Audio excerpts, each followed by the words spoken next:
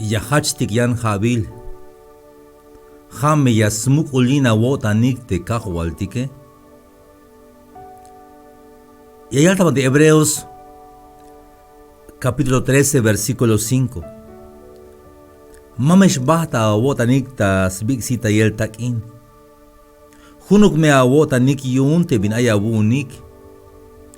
Como hichi yaloch te diose. Mahaimel yahpitesat. Maibin ora yah kikitayat shite kahualtike. Jamero hichla yal te diose. Maibin orias pitesetik, so maibin ora ya yikitayotik te kahualtike. Hayun, hamia smukulina wotan hay habil yashach ini. Hunuk me awotan.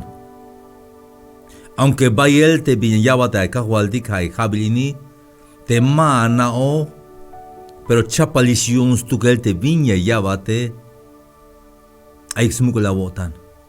Jame ya smukulina wotan te kahualtike, chica manti ayat, jame akasokinat te kahualtike.